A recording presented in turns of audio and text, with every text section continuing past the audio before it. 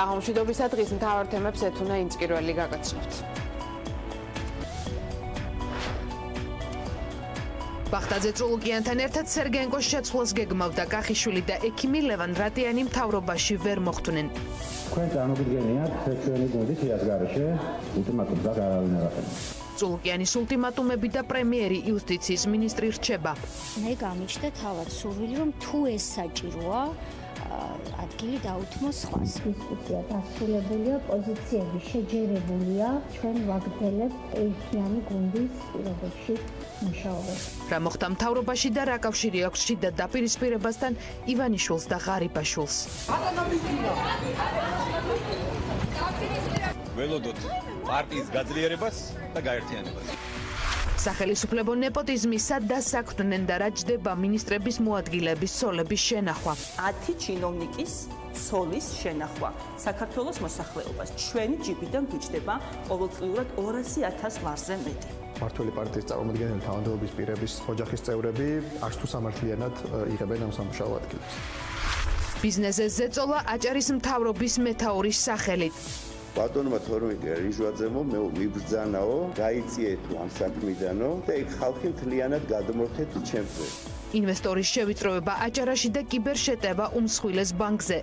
დიდი ხანია უკვე TBC ბანკის საქმე გაცდა იმ ერთ კონკრეტულ ტრანზაქციას, აქ საუბარია კიბერშეტევაზე, საუბარია მედიაზე შესაძლო კონტროლის შემოტანაზე. პირდაპირ ხელისუფლებას ჰქონდა დავალებული აი ამ ასე ვთქვათ ტროლებისადმი ბანკზე ზეწოლა. სამთავრობო კარუსელი ვერ დატრიალდა თოქ-შოუ რეაქციის ინფორმაციით თეატრულუკიანთან ერთად პრემიერი ბახტაძე დავით სერგენკოს შეცვლასაც გეგმავდა რეაქციის ინფორმაციით ბახტაძეს ჯანდაცვის მინისტრის პოსტზე პროფესორი ანესთეზიოლოგ რეანიმატოლოგი ლევან რატიანი ყავდა შერჩეული. რაც შეეხება თეატრულუკიანს ინფორმაციის თანახმად მინისტრთა კაბინეტში მთავრობის ადმინისტრაციის უფროსის კახა კახიშვილის დაბრუნება იგეგმებოდა, რომელსაც თეატრულუკიანი უნდა ჩაენაცვლებინა. გავრცელებული ინფორმაციაზე კომენტარები გააკეთეს სახელმწიფო გუნდის წარმომადგენლებმა, ოცნების თავმჯდომარემ და პოლიტიკურმა მდივანმა კი დუმილი ამჯობინეს. დავით სერგენკო აგრძელებს მუშაობას, ლევან რატიანს რაც შეეხება, მე არ ვიცნობ ამ ადამიანს, პირველად გავიგე მისი გვარის სახელი, ალბათ კარგი კაცი. მე მგონი რაღაცაზე მეტყველებს ის, რომ როდესაც არსებობს ქვეყნისთვის ძალიან მნიშვნელოვანი ინიციატივები და სტრატეგიული ინიციატივები, ეს არის განათლების სისტემის რეფორმა, ეს არის რეგიონების განვითარება, სხვა მნიშვნელოვანი ინიციატივები, რომელიც დაანონსა მთავრობა და ამ ფონზე ყოველდღიურად სხვადასხვა მინისტრს ეძღვნება ხელოვნური ნიუსები. მე პარლამენტში საკ მუშაობ, შესაბამისად პარლამენტში ამ თემაზე საუბარი არ ყოფილა. მთავრობაში რა თემებზე საუბარი ეს მე არ ვიცი. ერთი და ორი მინისტრის შეცვლაც რომ მოხდეს, ეს არ გამოიწვევს თქვა პარლამენტის ჩარევის აუცილებლობას. ეს უკვე პრემიერ-მინისტრის კომპეტენციაში შემავალი საკითხია. სამთავრობო ცვლილებასთან გავრცელებული ინფორმაციით თეატრულუკიანი და დავით სერგენკო დატოვებს პოსტს. ეს ინფორმაცია. ბატონო ირაკლი, გაქვთ ინფორმაცია დატოვებს მაშასე მამუკა ბახტაძეს მინისტრთა კაბინეტის განახლება არ გამოვიდა, სტაჟიანი მინისტრების სკამებს ისევ ინარჩუნებენ. სკამების შენარჩუნებამდე კი თეატრულუკიანის ორდღიანი ულტიმატუმი იყო. ბახტაძე წულუკიანის დაპირისპირებაში პრემიერი დამარცხდა. ულტიმატუმს აქ არავინ აყენებს. პრემიერის ამ განცხადების ფაქტობრივად არავის ჯერა, რადგან ფაქტია, რომ წულუკიანმა ულტიმატუმი გაიტანა. პრემიერის ნაცვლად დღეს ჟურნალისტებთან მთავრობის ადმინისტრაციაში პრემიერის გამოსვლის დაგეგმილ დროზე სწორედ თეატრულუკიანი გამოვიდა და პრემიერთან კონფლიქტში გამარჯვება მედიას თავადვე ამცნო. ის რაც წულუკიანმა გაახმოვანა, პრემიერმა მოგვიანებით გაიმეორა. თუმცა კითხვები კვლავ უპასუხოდ დარჩა, რა მოხდა მთავრობაში, რაზე ვერ თანხმდებოდნენ მთავრობის ყველაზე სტაჟიანი მინისტრი და ოცნების მთავრობის მეოთხე პრემიერი უცნობია. ულტიმატუმების ენით საუბრის არაოფიციალური ვერსია კი ის არის, რომ პრემიერმა პრემიერობა მოინდომა და ამის უფლება არ მისცეს. გამოიცვლის თუ არა წულუკიანი კიდევ ერთ პრემიერს და რა მოხდა მთავრობაში, საზოგადოება ახლა თეატრულუკიანის ჭაღარის მოლოდინშია, როცა იუსტიციის მინისტრი ასაკში თავზე კოსით ყველაფერზე საუბარს შეძლებს. მთავრობის ადმინისტრაციაში პრემიერ-მინისტრის განცხადების მოლოდინში მყოფ მედიას თეა წულუკიანი შერჩა. იუსტიციის აღარ გადამდგარმა მინისტრმა მამუკა ბახტაძეს იმ ტრიბუნასთან მისვლა დაასწრო, სადაც მთავრობის მეთაური ტრადიციულად მთავრობის ხტომამდე განცხადებას აკეთებს. მოლოდნელად გამოჩენილმა წულუკიანმა გვითხრა, რომ ის თანამდებობაზე რჩება. არსებობდა გარკვეულ საკითხზე სხვადასხვაობა ჩვენ შევძელით და პოზიციების გაცვლა დავასრულეთ, ამისად ჩვენ ვაგრძელებთ ერთიანი გუნდის, ერთიანი პოზიციის პირობებში მუშაობა. ულტიმატუმმა გაჭრა თეატრულუკიანი რომ არსად მიდის ეს პრემიერ-მინისტრმაც გაიმეორა. უფრო მეტიც ბახტაძემ დაამატა რომ ქართული ოცნება წულუკიანის გარეშე ვერ წარმოუდგენია. იუსტიციის მინისტრის ქების პარალელურად ბახტაძე გვიმტკიცებდა რომ მას ულტიმატუმის სენით არავინ ესაუბრება. პრემიერის თქმით არსებობდა აზრთა სხვადასხვაობა ერთ კონკრეტულ საკითხთან დაკავშირებით, რომელიც უკვე მოგვარებულია და დღის წესრიგში აღარ დგას. ულტიმატუმს არავინ არ აყენებს. აქ საკითხი ეხებოდა ძალიან პროფესიულ საკითხზე, ასთა სხვადასხვაობას და მოხდა ამ საკითხთან დაკავშირებით პოზიციების შეჯერება. თქვენ წარმოგიდგენიათ ჩვენი გუნდი თეატრის გარეშე. არა, მე ნამდვილად წარმოგიდგენიათ, თეა არის ძალიან ღირსეული ადამიანი და მას აქვს ძალიან დიდი წვლილი შეტანილი იმ წარმატებაში, რომელიც ჩვენ გვაქვს. მთავრობასთან რომ ულტიმატუმის ენით არ საუბრობენ ამ ვერსიის გასამყარებლად ეს იუსტიციის მინისტრმაც მთავრობის ხდომის დასრულების შემდეგ გაიმეორა.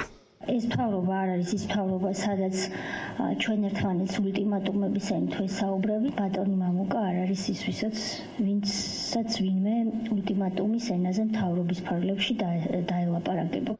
ამ განცხადებამდე რამდენიმე საათით ადრე კი სწორედ იმ მთავრობას, რომელსაც წულუკიანის თქმით ულტიმატუმის ენით არ ესაუბრებიან, იუსტიციის მინისტრმა უთხრა, რომ თუ მთავრობასთან სადავო საკითხი მის სასარგებლოდ არ გადაწყდება, ის პოსტს დატოვებს და სხვას დაუთმობს. იყო აზრთა სხვადასხვაობა, თუმცა დისკუსიები მაძლევს იმის საფუძველს, მქონდეს იმედი, რომ ჩემი პოზიცია გაზიარებული იქნება. თუმცა ვნახოთ, როგორ განვითარდება დღეს მოვლენები. თუ კი ჩემი პოზიცია არ იქნება გაზიარებული, მე ჩემს ადგილს ხედავ მხოლოდ ერთადერთ გუნდში და მას ქვია კაკულიების გუნდი, ეს არის ჩემი მეუღლე და ჩემი შვილი. წულუკიანი რომ გადადგომით იმუქრებოდა და გვერდზე გასაწევად მზად იყო ეს არ გადამდგარმა მინისტრმა გუშინაც გითხრა. თუ მე ვნახე რომ ის პოზიცია რომელიც მე მაქვს არ იქნება გაზიარებული, ვიტყვი რომ ვცდებოდი და სხვა შეასრულებ ჩემს უფლებამოსილებას. შანტაჟის ენის გარდა ფასეულობების საკითხი იყო ის თემა, რომელზეც მეორე დღეა თეა წულუკიანი საუბრობს, დღეს კი მამუკა ბახტაძეც ალაპარაკდა. იუსტიციის მინისტრი ამბობდა, რომ სადავო საკითხის გადაწყვეტა მისთვის სწორედ ფასეულობებთან ასოცირდება. პრემიერის განცხადებით კი მის გუნდში არ იქნება იმ ადამიანის ადგილი, ვისი ფასეულობაც გუნდისას არ დაემთხვევა. ყველა მათ შორის ამასობელ ხელისუფლებაში უნდა დარჩეს ამ პრინციპების და ფასეულობების ერთგულად. თუ ვინმე არ დარჩება, მე როგორც მთავრობის მეთაური ბუნებრივია რომ საფრანგეთის აღმასრულებელ ხელისუფლებაზე ასეთი ადამიანების ადგილი ჩვენ გვერდით ვერ იქნება. თუ ვნახე რომ ეს პოზიცია არ იქნება გაზიარებული და იქნება ასე ვთქვათ, მიუხედავად იმისა რომ მე მგონია რომ ის არის ფასეული და ამ ფასეულობათა შორის წინააღმდეგობა იქნება, მე რა თქმა უნდა არ ვიფიქრებ არც ერთ წუთს და გვერდზე გავიწევი, იმიტომ რომ თანამდებობა არ არის. ეს საკითხი არის წმინდა იუსტიციის სამინისტროს უფლებამოსილების ფარგლებში გადასაჭრელი თემა. რა საკითხზე ვერ შეთანხმდნენ იუსტიციის მინისტრი და პრემიერი, მიწეზი დღეს არც ერთმა მათგანმა არ დაასახელა. აი, როდესაც მექნება თეთრი თმა, გავიზრდი თმებს და გავიკეთებ დიდ კოსას და თქვენ რა თქმა უნდა მაშინ ისევ ახალგაზრდები იქნებით, შეიძლება ამ თემაზე ვისაუბროთ. სანამ თეა წულუკიანის ჭაღარას დაველოდებით, მანამდე არსებული ინფორმაციით უთანხმოების მიზეზის სასჯელ ახსრულების სისტემის იუსტიციის სამინისტროსთან გამოყოფა და ციხეებზე კონტროლის დაკარგვა იყო. უფრო მეტიც კულუარებში ამბობენ, რომ წულუკიანის კაბინეტს კახა კახიშვილისთვის ამზადებენ. კახიშვილის შენება ვიხილოთ იუსტიციის მინისტრად. რატომაც არა, ნებისმიერი სხვა. პოლიტიკურ კულუარებში საუბრობენ იმაზეც, რომ თეა წულუკიანმა თანამდებობის შენარჩუნება ბიძინა ივანიშვილთან მოლაპარაკებებით მოახერხა. ბიძინა ივანიშვილის პოზიცია თუ იცით, აი ხელ ამ პროცესში ვთქვათ. არ ვიცი, რადგან მასთან ამ თემაზე არ შემიწუხებია ასე ვთქვათ. მართალია თავად იუსტიციის მინისტრმა თქვა, რომ ივანიშვილი არ შეუწუხებია, თუმცა ექს-პრემიერის ყოფილი თანაგუნდელები უკვე მეორე დღეა საუბრობენ, რომ სახელისუფლებო გუნდს ინფორმაციაც კი არ აქვს რა არის საკითხი, რის გამოც წულუკიანმა მთავრობას ულტიმატუმით წაუყენა. როგორც ჩანს, მიზეზის თქმას იუსტიციის მინისტრი არ აპირებს. დაელოდეთ კოსას. წულუკიანი არ ამბობს, პოლიტიკოსები და ექსპერტები კი იუსტიციის მინისტრის პოლიტიკური შანტაჟის სავარაუდო მიზეზად ოცნებაში ახლად დაბრუნებულ ღარიბაშვილს ასახელებენ. ამბობენ იმასაც, რომ წულუკიანის კახიშვილი ჩანაცვლების იდეა ირაკლი ღარიბაშვილს ეკუთვნოდა. კავშირის ცდილობა მე მგონი ქონდა ალბათ წესით ღარიბაშვილს, მას და წულუკიანს ერთმანეთი არასოდეს არ ეხატებოდა გულზე და ახლა საერთოდ დაემთხვა საინტერესოდ ღარიბაშვილის დაბრუნება და კიდევ ერთხელ ხმები წულუკიანის გაშვებაზე, სწორედ ამით უნდა იხსნას პირველ რიგში მე მგონი, რომ ღარიბაშვილი დაბრუნდა, მოინდო მისი გაშვება, როგორც ჩანს ღარიბაშვილს უნდა გადაებარებია მთლიანად ეს სასამართლოების და პროკურატურის თემა. შესაძლოა შეწყალების კომისიასთან დაკავშირებით მას განსხვავებული მოსაზრება ქონდა, არ მგონია რომ ეს იყოს რეალური მიზეზი, უფრო მგონია ამას შესაძლოა ქონდეს უფრო პოლიტიკური ხასიათი, გულისხმობ გუნდებს შორის დაპირისპირებას, ჩვენ ხომ არ ვიცით რა მესიჯებით ან რა დავალებით მოვიდა ბატონი ღარიბაშვილი მეორედ პოლიტიკაში. ის ასე ვთქვათ მოძრაობები, რომ აი ეს და რაღაცა მოთხოვნები აქ თითქოს და ეს იმ სტილიდან გამომდინარე, რაც მიზნეველშვილს აქვს, არ მოეწოდება. ჩათვალეთ, რომ ძალიან დროებითია მისი დარჩენა, ეს ძალიან მალეცა. თეა წულუკიანი მინისტრი ყველაზე ხანგრძლივი სტაჟით დავით სერგენკოსთან ერთად. ქართული ოცნების ხელისუფლებაში მოსვლის დღიდან ის უცვლელად ხელმძღვანელობს იუსტიციის სამინისტროს. გადაურჩა კოალიციის დაშლის პროცესს, გადაურჩა სამჯერ პრემიერის გამოცვლას და რამდენიმე სამთავრობო და სტრუქტურულ ცვლილებას. მინისტრობის მე-7 წლის თავზე სურათი იგივე რჩება. იცვლებიან მინისტრები, კადრები, პრემიერები. თეა წულუკიანი კი რჩება. როგორ განვითარდება მოვლენები მთავრობაში? ვინ დარჩება ბოლოს? სტაჟიანი მინისტრი თუ ჯერ კიდევ მოქმედი პრემიერი ამას დრო გვიჩვენებს. წულუკიანი რჩება, კახა კალაძეს გული აღარ დაწყდება იუსტიციის მინისტრის ორდღიანმა ულტიმატუმებმა და შესაძლო წასვლის საკითხმა სახელმწიფო გუნდი დააბნია. ორი დღის მანძილზე უმრავლესობის ლიდერები მოზომილ კომენტარებს აკეთებდნენ და განცხადებებში და ვერსიებში შეფარულ წყინას გამოხატავდნენ.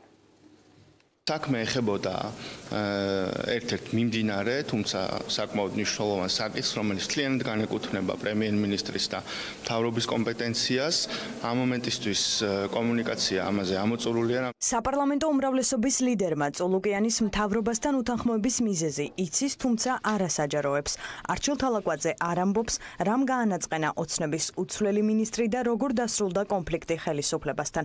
ის რომ წულუკიანი თანამდებობიდან გადადგომაზე 7 წლის შემდეგ პირველად ალაპარაკდა უმრავლესობის ლიდერს საგანგაშოდ არ ეჩვენება და გვარწმუნებს, რომ ის ჩვეულ პოლიტიკურ პროცესად უნდა აღვიქვათ.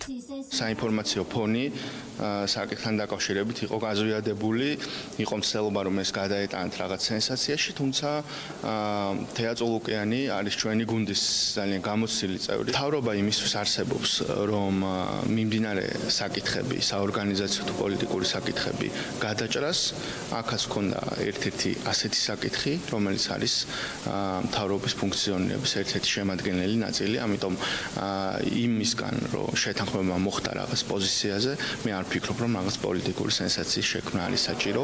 რა გაიგეს ულტიმატუმის ენით მიმდინარე კონფლიქტის შესახებ პარლამენტარებმა. ოპოზიცია ამბობს, რომ მთავრობაში მიმდინარე პროცესების შესახებ უმრავლესობის წევრებმა რეალურად არაფერი იციან.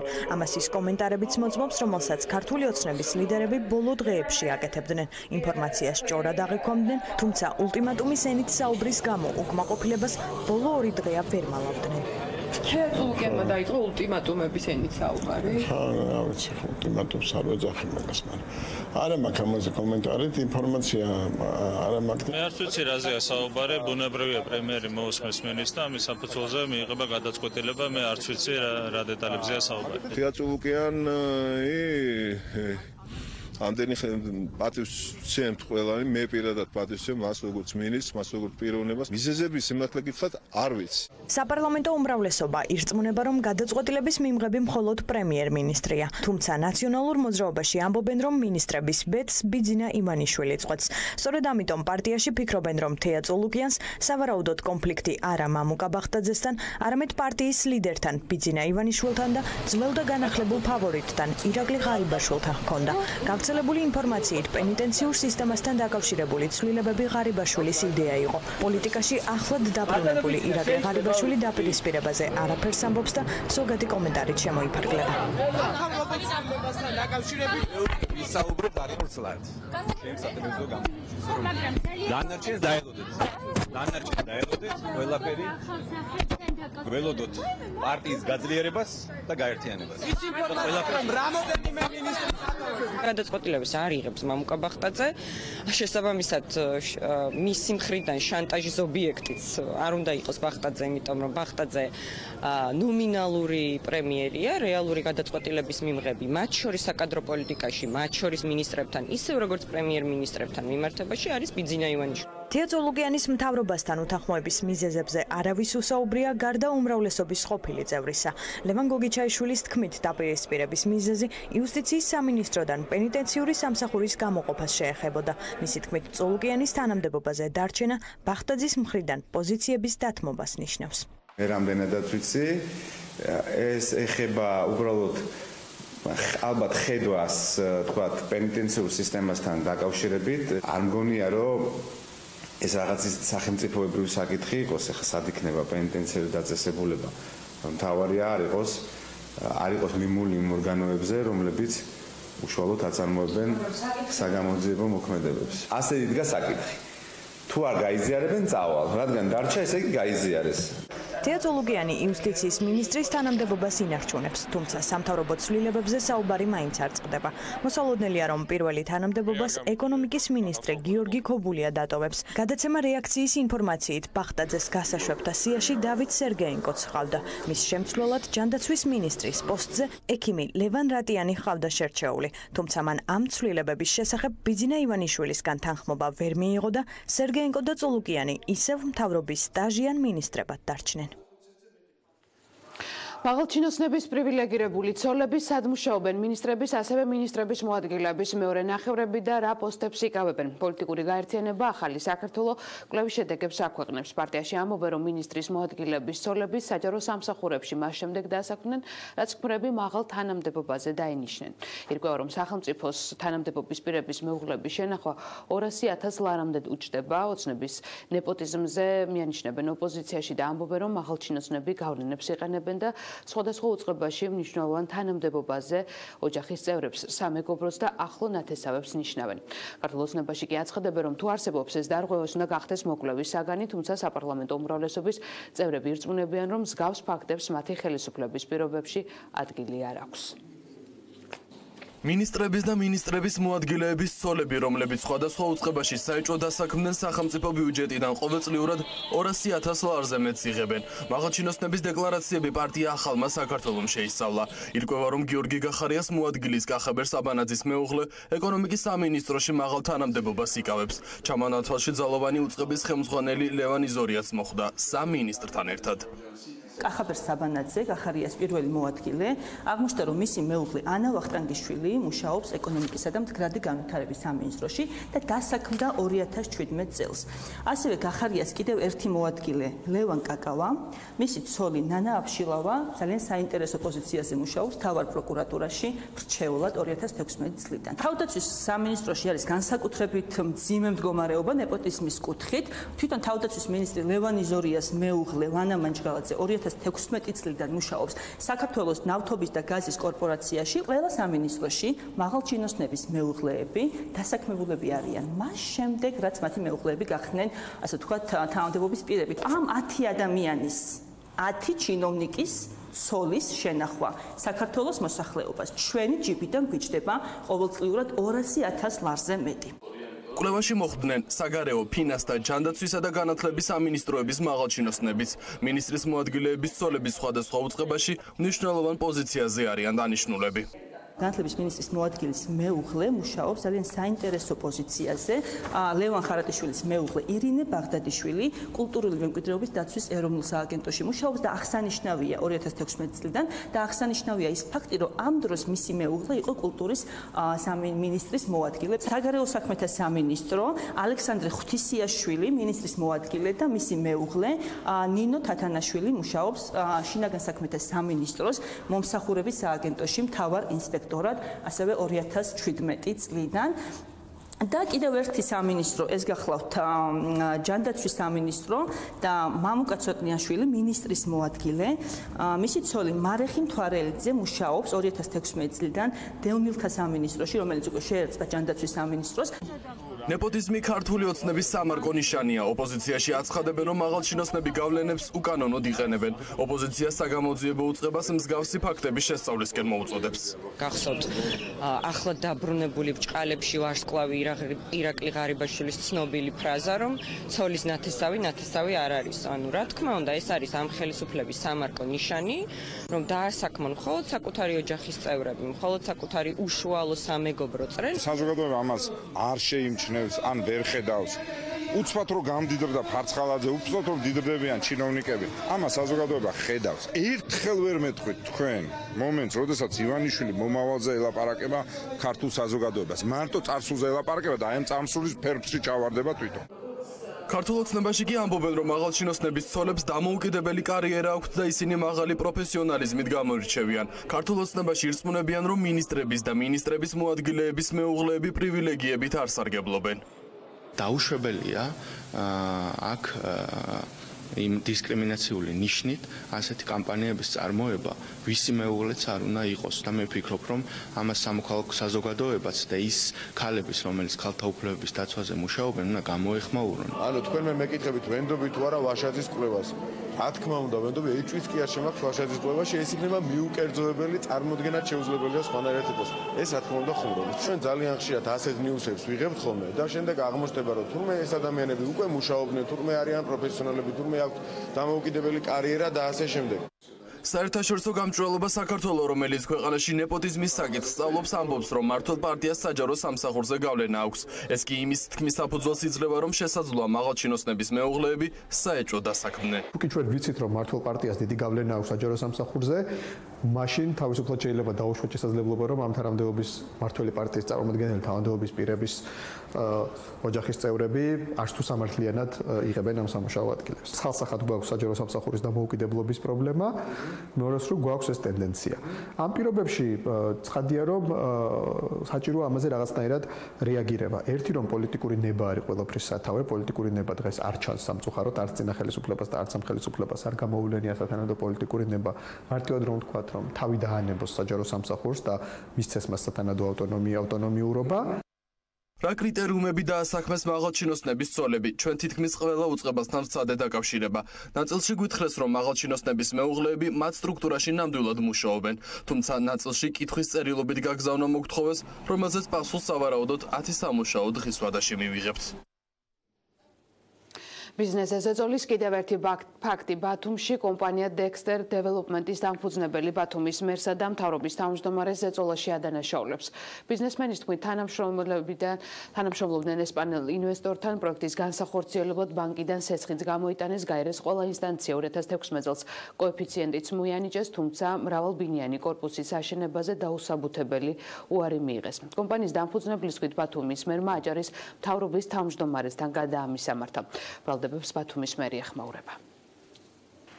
მორიგის ეწოლა ბიზნესნი ახლა უკვე ბათუმში. ბიზნესმენი ლევან კანთელაძე, რომელიც Dexter Development-ის ხელმძღვანელია, ხელისუფლებას ბიზნესზე ტერორში ადანაშაულებს. კერძოდ საქმე ეხება ბათუმის ცენტრში 18 სართულიანი კორპუსის მშენებლობას, რომლის ნებართვას ბიზნესმენმა კულტურული მემკვიდრეობის დაცვის სააგენტოსგან მიიღო, თუმცა მოგვიანებით მერიამ მშენებლობის ნებართვა გააუქმა. ბიზნესმენს ბაგრატიონის ქუჩაზე ალტერნატიული ტერიტორია შესთავაზეს, თუმცა მერიამ პროექტი ამჯერადაც დაბლოკა. საბუთი აუტვირთე და მოთხოვე მშენებლობის ნებართვა. უკვე მშენებლობის ნებართვა, რომ დავიწყო მშენებლობა. რაზედაც გამცა სიტყვიერი პასუხი, რომ მან მშენებლობის აშენება, არ განხორციელდება. რატომ რო ვკითხე მიზეს, არგუმენტი არ აქვს ადამიანს, არა და მორჩა.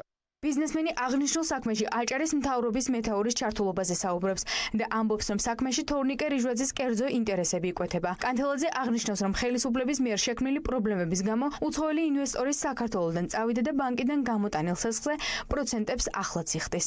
კი, მერიას ეკუთვნისო, თვითმმართველობას ეკუთვნისო, მაგრამ მეო ამ მიწის განკარგვის უფლებაო არა მაქვს შეუთანხმებლათო ბატონ თორნიკე რიჟვაძესთანო და ერთ რაღაცას გეტყვითო კიდევ რომ ბატონმა თორნიკე რიჟვაძემო მე მიბრძანაო მითხრაო რომ თქვენო გაიწიეთო ამ საქმიდანო და იქ ხალხი მთლიანად გადმორთეთ ჩემზე. რიჟვაზესთან რომ მივიდე და რიჟვაძემ სხვაგან გადამამისამართოს, მე იქაც უნდა წავიდე. ამაში არის კერძო ინტერესები თავიდანვე, რომ ეს მუსირებს ეს არის უამრავი ბიზნესმენი არის აი ამ სქემის, რეიდერული სქემის მსხვერპლი.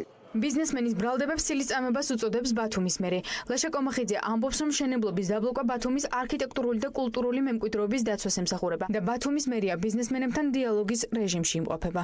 ჩვენ ვიღებთ მოთხოვნებს ქალაქის დაცვაზე, ძველი ბათუმის დაცვაზე, ბათუმის არქიტექტურული და კულტურული მემკვიდრეობის დაცვაზე. მეორე ხელით ბრალს გვდებენ იმაში, თუ რატო ვაკეთებთ ამას და რატო ვიცავთ თავგამოდებით ჩვენ ქალაქს. ამავე დროს მზად არიან პირველივე შესაძლებლობისთანავე ტალახით დაგვსვარონ თითქოს ქალაქისათვის სულ გადაწყვეტილებებს ვიღებთ. ეს არ არის ერთადერთი შემთხვევა, ჩვენ გვაქვს ასეთი რამოდენიმე შემთხვევა, სადაც ბათუმის მერია აჭარის ხელისუფლება კი არ აზარალებს ბიზნესმენებს, კი არ ბლოკავს ბიზნესმენებს, არამედ იმყოფება მათთან დიალოგის რეჟიმში. კონკრეტულ პროექტებთან დაკავშირებით დეტალური ინფორმაცია არ აქვს ბიზნეს ომბუდსმენს. მიუხედავად ამისა, ტარიელ გიორგაძე ამბობს, რომ საჭიროების შემთხვევაში კომპანიას ხელისუფლებასთან უშუალო მდგომლებს. დღესაც ვაცხადებთ თანხმობას, შევხვდეთ ამ ბიზნესმენს, არ მოუმართავს ჩვენთვის და მოკლედ ყველა კანონიერი საშუალება რაც არსებობს, მოხდეს დახმარება. თუ არ არის კანონიერი საშუალება არ არსებობს, რომ მას მოთხოვნები დაკმაყოფილდეს, მე არის უკვე ალტერნატიული ნაკვეთი დაკმაყოფილება ან კომპენსაციის გადახდა, ასე რომ მზად ვართ გვერდი დაუდგეთ ბოლომდე ბიზნესს. ბიზნესის ზეწოლის ფაქტს ბათუმის საკრებულოს ნაციონალური მოძრაობის წევრი გამოეხმაურა. მირდათ ქამადაძე ქართული ოცნების ხელისუფლებას ადანაშაულებს და ამბობს, რომ მათი მმართველობის პერიოდში ამგვარი ფაქტები გახშირდა. ის რომ ამ ქვეყანაში ბიზნესზე ზეწოლა მიმდინარეობს ბოლო დროის მოვლენებმა ეს ნათლად დაადასტურა. თუ კონკრეტული ადამიანი, კონკრეტული ბიზნესმენი აცხადებს, რომ ვიღაცა თავისი ინტერესების გამო სამსახურებრივ უფლებამოსილებას იყენებს ბოროტად და კანონიერ მოთხოვნას არ უკმაყოფილებენ ამ ადამიანს. ეს ფაქტი აუცილებლად შესასწავლელი და გასასაჯაროებელია. აღნიშნულ ბრალდებებთან დაკავშირებით აჭარის მთავრობის თავმჯდომარეს ამ დრომდე მედიასთან კომენტარი არ გაუკეთებია. უნდა ველოდოთ თუ არა ბიზნესმენების მხრიდან მორი განცხადებებს ხელისუფლების ზეწოლაზე ამ ეტაპზე უცნობია. TBC ბანკის საქმე უკვე დიდი ხანია გასცა კონკრეტულ ტრანზაქციას მამუკა ხაზარაძის შემდეგ თადუმაძის უწყებასთან კითხვები ოპოზიციას და არასამთავრობო ორგანიზაციებსაც აქვთ. უცნობია რატომ არ დაიწყო შინაგან საქმეთა სამინისტრომ 8 თვის წინ გამოძიება, მით უმეტეს იმ ფონზე, როცა ბანკის თანამშრომლებმა ზუსტ მისამართს და ოთახს მიაგნეს, საიდანაც ეს შეტევა განხორციელდა. ასევე რატომ არ მოახდინა რეაგირება შინაგან საქმეთა სამინისტრომ წერილზე, სადაც დეტალურად იყო საუბარი კიბერშეტევაზე. მამუკა ხაზარაძის მტკიცებით ამ დროის განმავლობაში საგამოძიებო უწყებამ მხოლოდ ერთი კომპიუტერის ამოღება შეძლო. შინაგან საქმეთა სამინისტროში კი ირწმუნებია, რომ TBC-ზე განხორციელებული შესაძლო კიბერშეტევის ფაქტზე გამოძიება მიმდინარეობს და ტარდება შესაბამისი საგამოძიებო მოქმედებები. TBC ბანკზე განხორციელებული კიბერშეტევიდან 8 თვის შემდეგ კვლავ უცნობია რა ეტაპზეა გამოძიება. მიუხედავად იმისა, რომ საგამოძიებო უწყებაში საქმის კომპლექსურობაზე საუბრობენ და განმარტავენ, რომ ინფორმაციის დამუშავება უკვე მიმდინარეობს, რუსთაველის 12 ნომერში იმ ადგილას, საიდანაც სავარაუდოდ თავდასხმა განხორციელდა, ამ დრომდე არ ჩატარებულა საგამოძიებო მოქმედებები. ოპოზიციური ძალები ირწმუნებიან, რომ TBC ბანკის საქმის გამოსაძიებლად პოლიტიკური ნება არ არსებობს, რადგან დანაშაულის დამკვეთი თავად ხელისუფლება. ოპოზიციონერები ანაკლიის სპორტთან დაკავშირებით მთავრობის პირად ინტერესებზე მიუთითებენ. როდესაც ასეთი განცხადების შემდეგ რაც მითითებულია, საიდან განხორციელდა რომელი კომპიუტერიდან დასაბუთებული მტკიცებულებები გააჩნია TBC ბანკის შესაბამის სამსახურებს და ხელისუფლება ამას არ იძიებს, ეს იმას ნიშნავს, რომ ხელისუფლება ან თვითონ მონაწილეობს დიდი ალბათობით ამ დანაშაულში, მე პირადად ასემჯერა, ან ხელს აფარებს დანაშაულს. პროკურატურა არის დაინტერესებული და მისი მიზანი არის, რომ როგორმე საქმე არ იქნას გამოძიებული კიბერშეტევის საქმესთან დაკავშირებით, არ იძიებს საქმეს ბუნებრივი, აქ არის არის პირდაპირ მთავრობის ხელიურებია ამ ყველაფერში, მთავრობას ბუნებრივია პოლიტიკური პროკურატურა თავის პოლიტიკურ ხელმძღვანელებს არ დასჯის. მართველ გუნდში კვლავაც ფარატინა ფურცელს უწოდებენ მამუკა ხაზარაძის იმ წერილს, რომელშიც კიბერთავდასხმაზე საუბრობდა და ამბობენ იმასაც, რომ საგამოძიებო პროცესს გააკონტროლებენ. ოცნებაში ფიქრობენ, რომ აჟიოტაჟის მიზანი მხოლოდ ის იყო, რომ მთავარი თემა და დანაშაული გადაფარულიყო. ყველაფერი იქნება გამოძიებული, ჩვენთვის თავარია, რომ არ გადავიტანოთ ეს ყველაფერი პოლიტიკურ ჭრილში. ამის უამრავი მცდელობა არის, მათ შორის იმ სახით, რომ ოპოზიციამ მაგალითად დაინიცირა საგამოძიებო კომისიის შექმნა, მაშინ როდესაც ჯერ კიდევ ეხლა არის დაწყებული გამოძიება ამ საქმესთან დაკავშირებით, ეს არის პოლიტიკური სპეკულაციები. კიბერშეტევასთან თუ გარკვეულ საკითხებთან დაკავშირებით, რაზეც ამ დღეების განმავლობაში არის საუბარი, მიმდინარეობს გამოძიება. ართლას ფარატინა ქაყალდი, რომელთან დაკავშირებითაც ატყდა აჟიოტაჟი და მთავარი თემები დარჩა გვერდზე. ეს იყო მთავარი თემის გვერდზე მიწევის და გადაფარვის მცდელობა. იქამდე სანამ უმრავლესობის წარმომადგენლები უსაფუძვლო აჟიოტაჟზე საუბრობენ, სამოქალაქო სექტორის წარმომადგენლები ფიქრობენ, რომ TBC-ის საქმე კონკრეტულ ტრანზაქციას დიდი ხანია გასცდა და შესაძლოა საქმე ხელისუფლების მხრიდან მიზანმიმართულ დისკრედიტაციასა და პოლიტიკურ გავლენებთან გვქონდეს. საკმაოდ ბოლოდნელი იყო თავად პროკურატურის განცხადება, რომელიც აქ ბევრს გამოსადეგებს ვერაფერს ვერ ხედავს. თუ ვინმე ფიქრობს, რომ ამ ტიპის წერილებს ვინმე ბეჭედს ასვავს, ან ხელს აწევს, ან თარიღს მიაწერს და უფრო მეტ მაინტერესებლის შანსს მოაყოლებს, თან ცხადია ეს ასე არ ხდება. დიდი ხანია უკვე TBC ბანკის საქმე გაცდა იმ ერთ კონკრეტულ ტრანზაქცია. მინიშნებები რაც კეთდება, რომ ამ კიბერთავდასხმა შესაძლოა რაღაცა კავშირები ქონოდა ეგრეთ წოდებულ ტროლების ფაბრიკასთან. ეს კიდევ უფრო გაამყარებს კითხვებს, რომ სწორედ ეს დისკრედიტაციული კამპანიები ხომ არ არის პირდაპირ სანქცირებული ხელისუფლების მხრიდან და ხომ არ ხდება მათი გამოყენება სწორედ ხელისუფლების ინტერესებიდან გამომდინარე. ამ გამოძიების თაროზე შემოდება ნამდვილად გაამყარებს იმეჭვებს, რომ აქ სწორედ პოლიტიკური ინტერესია. მამუკა ხაზარაძის ინფორმაციით TBC ბანკზე კიბერთავდასხმა 2018 წლის ივლისში განხორციელდა, რის შემდეგაც მან საგამოძიებო უწყებას მიაწოდა ინფორმაცია იმის შესახებ, თუ საიდან ხორციელდებოდა შეტევა. ამერიკის მაკეინის ინსტიტუტის აღმასრულებელი დირექტორი ტელეპირველთან მიცემულ ინტერვიუში გასული წლის საპრეზიდენტო არჩევნებს აჯამებს. კურტ ვოლკერის განცხადებით არჩევნებში დაფიქსირდა გარკვეული დარღვევები. ამერიკის სახელმწიფო დეპარტამენტის წარმომადგენელი მიიჩნევს, რომ თუ 2020 წლის საპარლამენტო არჩევნები ასეთივე დარღვევებით წარიმართა, მკვეთრად დააზიანებს საქართველოს რეპუტაციას საერთაშორისო ასპარეზზე. მოვისმინოთ კურტ ვოლკერის ინტერვიუ.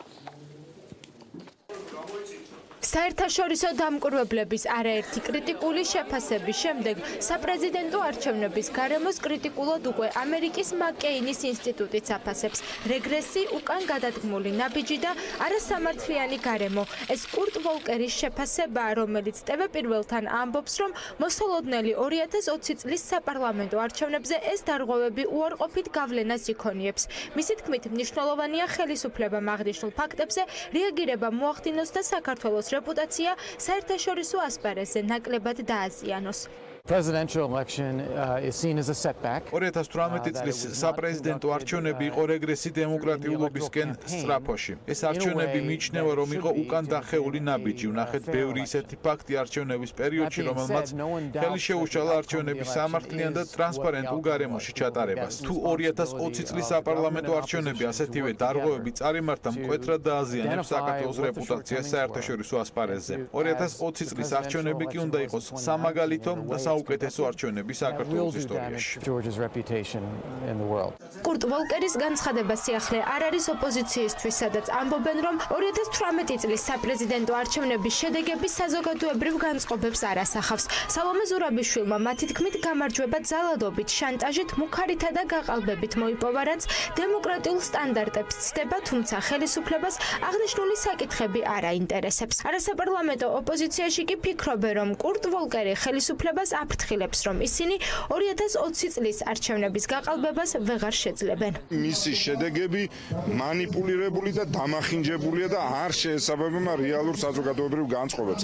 ამას ხედავს მსოფლიოში ყველა, ამას ხედავს ქართული საზოგადოება და ამას არ იმჩნევს სირაკლემასავით მარტო ქართული ოცნება. იყო ძალადობის, არ ვიცი, შურიზიების შანტაჟის, მუქარის ყოველდღიური სცენები ყველა ოლქში. ასობით ადამიანი მხილებული არჩევნებში გაყალბებით დაკავებული ადამიანები მყავს ხედელობაში, მაგრამ არავინ დასჯილი. რატომ? ვინაიდან ისინი ასრულებდნენ ხელისუფლების დავალებას. ეს არის გაფრთხილება მართველი პოლიტიკური ძალის მიმართ. არც იფიქროს ისეთ დარღვევებზე ხელახლა წასვლა, როგორიც არის მაგალითად ამორჩევლის მასობრივად მოსყიდვა ან ადმინისტრაციული რესურსის ესოდენ აშკარად უკანონოდ გამოყენება და სხვა დარღვევები. წინა საარჩევნო გარემოს უარყოფით კონტექსტზე საუბარს არც უმრავლესობაში ერიდებიან, თუმცა ისინი ნეგატიური ფონის გააქტიურებაში ოპოზიციასა და მათ შავ კამპანიას ადანაშაულებენ. საზოგადოებამ პირველად ჩვენი მხრიდან მოისმინა, რომ ამ არჩევნებზე იყო უპრეცედენტო შეტევა ქალ კანდიდატზე, იყო ძალიან არანორმალური საინფორმაციო გარემო, რამაც რა თქმა უნდა ეს აისახა სადამკვირვებლო ანგარიშებში. მზადყოფნა გამოხატა ხელისუფლებამ, რომ რეკომენდაციებზე გააგრძელოს მუშაობა და რა თქმა უნდა, როგორც ყოველ არჩევნებზე, ჩვენ ვაგრძელებთ საარჩევნო სისტემის და კანონმდებლობის დახვეწას. წინა საარჩევნო გარემოს ნეგატიურ ფონზე გარდა საერთაშორისო დამკვირვებლებისა საუბრობენ ადგილობრივი არასამთავრობო ორგანიზაციებიც. სამართლიან არჩევნებში ამბობენ, რომ 2018 წლის საპრეზიდენტო არჩევნები გამოირჩეოდა იმითაც, რომ ადგილი ჰქონდა ამ მრჩევლის დაშინებასა და მოსყიდვას, ადმინისტრაციული რესურსის ბოროტად გამოყენებასა და საჯარო მოხელეებზე ზეწოლის ფაქტებს, რაზეც ხელისუფლებას რეაგირება არ მოუხდენია.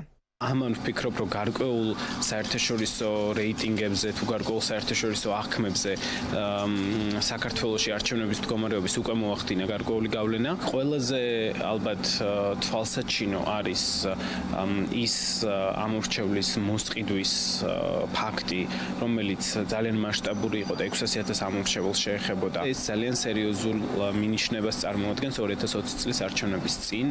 წინა საარჩევნო გარემო უარყოფითადაა შეფასებული ეუთოს საბოლოო დასკვნაშიც, სადაც განსაკუთრებული აქცენტი სწორედ ამორჩევლის დაშინების, მოსყიდვისა და ზეწოლის ფაქტებზეა გაკეთებული. დავით კირკიტაძე უკანონო პატიმარია დაკავებული სუფლება დამცველი აპირებს, რომ საქმე ევროპის ადამიანის უფლებათა დაცვის სასამართლოში წაიღოს, რადგან ადვოკატის შეფასებით დარღვეული ევროკონვენციის რამდენიმე მუხლი. დავით კირკიტაძე გურჯაანის სასამართლოს მოსამართლემ დღეს ისევ პატიმრობაში დატოვა. გადაწყვეტილებას დარბაზში ხმაური მოყვა.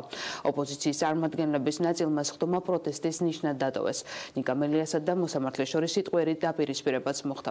მოსამართლემ ამჯერადაც არ გაითვალისწინა 27 დეპუტატისა და 15,000 მოქალაქის თავდებობა საქმე პატიმრობის გირაოთის შეცვლას ეხებოდა. სწორედ ეს ადამიანები შეიკრიბნენ გურჯაანის სასამართლოსთან, რომლებმაც ნაციონალური მოძრაობის დაკავებული ლიდერისთვის პატიმრობის გირაოთის შეცვლის მოთხოვნას ხელი მოაწერეს. წინა პროცესზე მოსამართლემ სწორად ხელმომწერების სასამართლო პროცესზე გამოცხადება მოითხოვა. დღეს გურჯაანის სასამართლოსთან სამართალდამცველთა განსაკუთრებული მობილიზება იყო. გურჯაანის რაიონულ სასამართლოსთან სამართალდამცველებმა შეკრება დილიდან დაიწყეს. 12 საათზე ჩანიშნულ პროცესზე მისულ დავით კირკიტაძის მხარდამჭერებს და გუნდის წევრებს სასამართლოს შენობის მიმდებარე ტერიტორიაზე უკვე პოლიციელების სრული მობილიზება დახვდათ. სასამართლოსთან 300-მდე პოლიციელის ნახვის შემდეგ გრიგოლ ვაშაძემ ხელისუფლებას სამედიცინო დიაგნოზი დაუსვა. ამას რო დაინახავ, რაც ჩვენ უკან ხდება,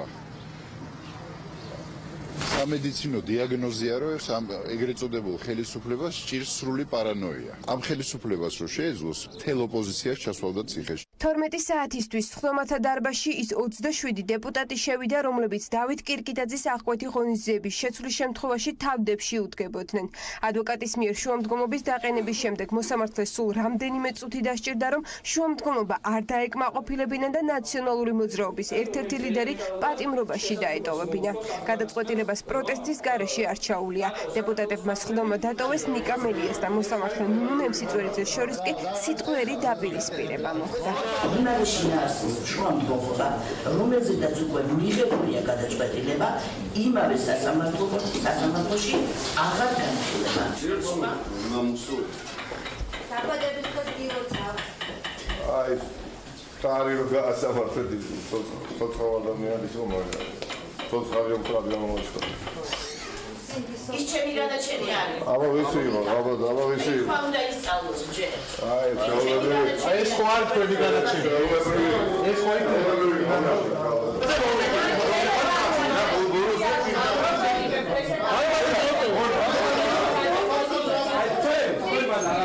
რატოვით დარბაზი? უადეკ მაინც არის დანიშნული. რატოვით დარბაზი? რატომ გამოცხადდა 27 დეპუტატი დღეს გურჯაანის რაიონულ სასამართლოში და რატომ მისცა დაცვის მხარემ სამართლებრივ საქმეს პოლიტიკური ელფერი? ეს კითხვა დღეს მოსამართლემ დასვა.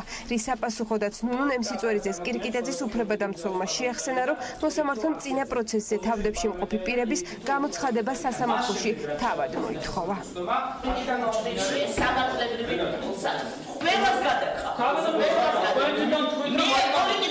მე არც პოლიტიკურ პარტიას არ მივეკუთვნები. თავდები რომ მოვიყვანოთ, თქვენი მოთხოვნით ეგ არის პოლიტიკური. მე არ მომითხოვია თქვენგან თავდები. სადმე თუ ნახავთ რომ თავდები მოგთხოვეთ, სადმე მაგას თუ წაიკითხავთ და მოისმენთ. ეს კი დავით კირკიტაძის წინა პროცესია, რომელიც 15 დღის წინ 25 თებერვალს გაიმართა. ნემსიწვერიძე 15000 ხელმოწერის მიღების შემდეგ ითხოვს, რომ თავად აუხსნას ამ პირებს, რას ნიშნავს, როცა პირს თავდებში უდგები. უნდა იყოს წარმოდგენილი თავდები, თითოეულს უნდა აუხსნა, განმოვარდო რა არის ეს თავდებობა და რა არის პასუხისმგებლობა. ამიტომ ბატონებო, როდესაც სათანადოდ იქნება შემდეგ მომზადებული შუამდგომლობა, უბრალოდ დაუბრუნდეთ. პროცესის დასრულების შემდეგ უფლებადამცველმა შერჩევით სამართალზე ისაუბრა. ადვოკატი დავის გაგრძელებას უკვე ადამიანის უფლებათა ევროპულ სასამართლოში განაგრძობს. პროკურორმა კი განმარტა, რომ მოსამართლემ სამართლებრივად სწორი გადაწყვეტილება მიიღო, როცა დაცვის მხარის შუამდგომლობა არ დააკმაყოფილა. ყველაფერი ნათელია. აქ არის კლასიკური შერჩევითი სამართლის პრეცედენტი დავით კირკიტაძესთან მიმართებაში და სრული პასუხისმგებლობით შემიძლია ვთქვა, რომ დავით კირკიტაძე უკანონოდ რჩება პატიმრობაში. ჩვენ გავაგრძელებთ ბრძოლას, როგორც ქვეყნის შიგნით, ასევე ადამიანის უფლებათა ევროპულ სასამართლოში. სასამართლოს სამართლიანად არ დააკმაყოფილა აღნიშნული შუამდგომლობა, იქიდან გამომდინარე, რომ სისხლის სამართლის საპროცესო კანონმდებლობის თანახმად ერთი და იგივე შუამდგომლობის დაყენება ერთ და იმავე სასამართლოში არ შეიძლება. სამართლებრივად დაცვის მხარემ ყველა შესაძლებლობა ამოწურა, რომ ამ დროისთვის დავით კირკიტაძემ პენტენციური დაწესებულება დატოვოს. ამიტომ სამომავლოდ ოპოზიცია არ გამორიცხავს, რომ დავით კირკიტაძის გათავისუფლება ფართომასშტაბიანი აქციებით მოითხოვონ. რა კანონზე ვლაპარაკობთ, რა დემოკრატიაზე ვლაპარაკობთ, რა სასამართლოს რეფორმაზე ვლაპარაკობთ. ვართ სრულ კატასტროფაში. კრიმინალური ბანდაზე საქართველოს თავზე. არც იმას გამორიცხავ, რომ სერიოზული საპროტესტო აქციები იყოს, იმიტომ რომ მოთმინება ჩვენი იწურება და მოთმინების ზღვარზე ვართ უკვე. არის ქალბატონი მოსამართლე ნემსიწვერიძე, რომელმაც წლების წინ ყველაზე ალბათ ტრაგიკულ-კომიკური საქმე განიხილა, გაასამართლა ადამიანი ყველობისთვის და შემდეგ 6 თვეში მოკლული ადამიანი აღმოჩნდა ცოცხალი. მურუსიძე ჩინჩალაძემ ეს მოსამართლე გაამწესა უვადოდ. ეს რაც აქ ხდება, ეს არის ფარისეულობა, ეს აღარ არის სასამართლო. ეს არის цаრიელი კედლები. და ვერავინ დედამიწის ზურგზე და ეს კარგად უნდა იცოდეს ივანიშვილმა. საზოგადოებას ვერ აიძულებს ფარატინა цаრიელ კედლებს წეს პატივი. იმიტომ რომ აქ მართლმაჯულება არის მკვდარი. მისი დღევანდელი საქციელიც მოსამართლესი შეშინებული, დამცრობილი, საკუთარ თავის რწმენის არ მქონე, თვითონაც რომ ესმის როგორ სამართლმოქმედ იქცევა. ეს არის კატასტროფა ქვეყნისთვის და კიდევ ერთხელ ვიმეორებ. ეს არ არის ერთი პერსონის კირკიტაძის ან პოლიტიკური ძალის ნაცნობრობის ან მთლიანად ოპოზიციის პრობლემა. ეს არის ქვეყნის პრობლემა. დავით კირკიტაძის მორიგი სასამართლო პროცესი 19 მარტს ჩაინიშნა. ნუგზარ ბაგრატიონი თუ ნუგზარ სიხარულიძე. დავით ბაგრატიონ მუხრანელის ადვოკატი ამტკიცებს, რომ საქართველოს საპატრიარქომ ანა ბაგრატიონ გრუზინსკის ოჯახზე დნმ კვლევა ჩაატარა და დაადგინა, რომ ანა ბაგრატიონ გრუზინსკის მამა ნუგზარ ბაგრატიონ გრუზინსკი ბაგრატიონი არ არის და სინამდვილეში სიხარულიძეა. დღეს საქალაქო სასამართლოში საქმის პირველადი განხილვა დასრულდა. სამი მოსამართლისგან შემდგარი კოლეგია არ კვევდა საქართველოს სამეფო გვარის ბაგრატიონების, კონკრეტულად რომელსდოს აქვს უფლება საქართველოს სამეფო სახლის სახელით ისარგებლოს. პროცესს არ ესწრებოდა დავით ბაგრატიონი, ანა ბაგრატიონსკი სასამართლოში მისვლისას კომენტარი არ გაუკეთებია. მოსარჩელე ბაგრატიონ გრუზინსკების ადვოკატმა კი დნმ-ის კვლევაზე უარი განაცხადა. თუ სამეფო კარის თამაშებში სტარკებისა და ლანისტერების დინასტიასა და ბეწ რეჟისორი განსაზღვრავს, ქართულ რეალობაში ტახტის მემკვიდრეს ბაგრატიონ გრუზინსკებსა და ბაგრატიონ მუხრანელებს შორის საქალაქო სასამართლოს მოსამართლეთა კოლეგია დაასახელებს. არის თუ არა ნუგზარ ბაგრატიონ გრუზინსკის სამეფო გვარის შთამომავალი. ეს საკითხი დღეს კითხვის ნიშნის ქვეშ დააყენა დავით ბაგრატიონ მუხრანელის ადვოკატმა საკმაოდ ხმაურიანი ბრალდებით. ბაგრატიონი სიხარულიძეა. ჩემთვის ცნობილია, თუმცა ოფიციალური ტექსტები, ოფიციალური მონაცემები ჩემს არ მოუციათ, მაგრამ სანდო წყაროთი ვიცი, რომ საპატრიარქომ ჩაატარა დნმ კვლევა და ნუგზარ ბაგრატიონი არ არის ბაგრატიონი, ის არის სიხარულიძე. სად არის ეს შედეგები ბატონო? ის არ არის დიახ, ის არ არის ბაგრატიონი, ნუგზარ ბაგრატიონი არის სიხარულიძე და იბრალებს გვაქვს. ეს ინფორმაცია გვაქვს ჩვენ, ეს შედეგები არ არის საჯარო და აი ახლა წავიდნენ და მიჩვენონ თუ არ არის სიხარულიძე, მომიტანოს დნმ ანალიზის დასკვნა. ბრალდება უპასუხოდ დატოვა პროცესიდან გამოსულმა ანა ბაგრატიონ გრუზინსკიმ, რომელმაც კითხვით თუ ვინ იყო სიხარულიძე, მის დაცვის წევრსაც კითხა. სიხარულიძეა თქვენ როგორ შეაფასებთ? კომენტარი გააკეთოთ ამ თემასთან დაკავშირებით. სასამართლო პროცესის შემდგომ კომენტარი ქალბატონო ეს განცხადება. დნმ-ის ანალიზთან დაკავშირებით. სიხარულიძე ვინ არის? რა შეხედულებით? საიდან მოხდა? ადვოკატი აცხადებს, რომ ნუგზარ ბაგრატიონი არის სინამდვილეში სიხარულიძე და არსებობს საპატრიარქოს დნმ-ის კვლევა ჩატარებული. მოკლედ და პასუხოთ რა ინფორმაცია? საქართველოს საპატრიარქო ადვოკატი ლევან ჩხეიძეს წერილობით პასუხობს. საპატრიარქოში აცხადებენ, რომ ეკლესიას დნმ კვლევა არც დაუკვეთავს და არც ჩაუტარებია. თბილისში ყველაზე ცნობილი სიხარულიძე კი ნუგზარ ბაგრატიონ გრუზინსკის სიხარულიძეობას გამორიცხავს და მისი გვარის წარმომავლობაზე საუბრობს. ეგ არ არის თუ იმაზეა ლაპარაკი პეტრე ბაგრატიონის შვილზე, ესე იგი პეტრე გრუზინსკის შვილზე, პეტრე გრუზინსკის, რომელიც იყო აი წინვალე პოეტი რა საქართველოს. ერთ-ერთი შესანიშნავი პიროვნება სულთა ბაგრატიონია ის პეტრე გრუზინსკი. იმის შვილი როგორ შეიძლება ნუგზარი რო იყოს სიხარულიძე, ისეც ბაგრატიონი და მათი ნუგზარის შვილი როგორ გაიქნება სიხარულიძე არ მესვრის უბრალოდ მე. დნმ კვლევის აუცილებლობას ვერ ხედავენ სამეფო კლუბის წარმომადგენლები. ის რომ მსგავსი სასამართლო დავა ბაგრატიონთა საგვარეულოს საზოგადოებაში ჩრდილს მიაყენებს, არ გამორიცხავენ სამეფო კლუბში. სამართლმო დნმ-ზეც კიდე ლაპსაუბრად. ჩემის აზრით ზავი. დნმ არ არკვევს ვინ ვისი შვილია. რა ვიცი ხა გობეგლეჯიაშვილიც რო ეთქვათ ეგეც ხო შეიძლებოდა. წარმოიდგინეთ ახლა, როდესაც ვეღარ ასაბუთებენ, ახლა ჭორის დონეზე ამ შოუს აწყობენ, რომ აი ნუგზარი არ არის მამამისის შვილი, მამამისი თავის მამის შვილი და სადამდე გაგრძელდება გიორგი მე-12-ც არ აღმოჩნდება ერეკლე მე-2 შვილი, ხო? შემოვარდება ახლა.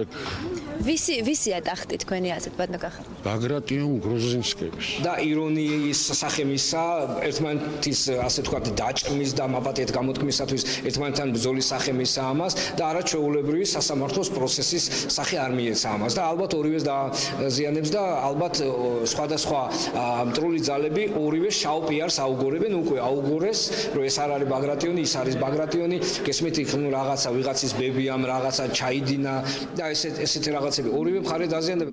დავა არარსებული პრივილეგიებისთვის საქალაქო სასამართლოში 2 საათზე მეტხანს გაგრძელდა. სამეფო ოჯახის საქმეში ჯერ მხარეების წარმომავლობა ეჭქვეშ დგას, თუმცა ანა და ნუგზარ ბაგრატიონ გრუზინსკები მეორე შტოს წარმომადგენლისგან დავით ბაგრატიონ მუხრანელისგან მოითხოვენ შეწყვიტოს სამეფო ოჯახის სახელის უნებართვოდ გამოყენება. მიცებულებები დღეის მდგომარეობით გვაქვს ის პრესაში გავრცელებული ინფორმაცია, რომლითაც ჩატარდა Daily Mail-ის ჟურნალისტის მხრიდან, ასე ვთქვათ, ჟურნალისტული ექსპერიმენტი, როდესაც სატელეფონო შეთავაზებისას იგი დათანხმდა კონკრეტული თანხის სანაცვლოდ ამ ორდენის გადაცემას.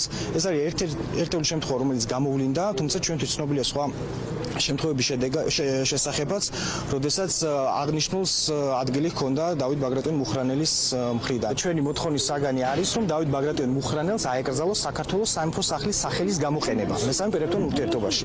სამი მოსამართლისგან შემდგარმა კოლეგიამ პროცესზე მოსარჩელის შუამდგომლობით მოწვეულ ისტორიის მეცნიერებათა დოქტორს გიორგი ოთხმეზურს ექსპერტის სტატუსით მოусმინა. მხარეებმა ექსპერტს ბაგრატიონთა ორივე შტოს წარმომადგენლობაზე დაუსვეს კითხვები.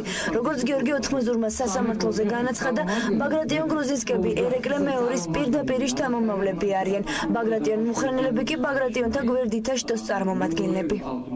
ზეთი კითხვა იყო, რომ აი დღეს ეს კანონია შეთანხმება იურიდიული რა უნდა არსებობდეს, როდესაც 1200 წლის წინ გაუქმდა ეს რა ქვია იმას. სამეფო ხელისუფლება და ასე რომ. ავიცი მე მგონი სასამართლომ უნდა მიიღოს ხედველობაში ძალიან ისეთი, ლეგიტიმური ის არის მოთხოვნა, თავი რა არის, რომ გასცეს იმან კი ბატონო თავისი თუ უნდა თავისი სახელით გასცეს ორდენი ნუ გასცემს ბაგრატიონთა სახელით გასცეს ბაგრატიონ მოხრანელის სახელით რაც უნდა ისაკეთოს თქვა რა წყაროებს დაყრდნობით ისაუბრეთ დღეს ისტორიაში რაც გვაქვს წარმომავლობაზე გენეალოგიასთან დაკავშირებით სამეფო ოჯახის საქმეზე მომდევნო სასამართლო პროცესი 11 აპრილს ჩაინიშნა, რომელზეც მოსამართლეთა კოლეგია მოსარჩელის მიერ მოწვეულ კიდევ ერთ ექსპერტს, როინ მეტრევალს მოусმეს. ისტორიული ფაქტების შეჯამების შემდეგ კი საქალაქო სასამართლომ არარსებული პრივილეგიებით, მაგრამ მაინც სამეფო გვარის შთამომავალი უნდა დაადგინოს.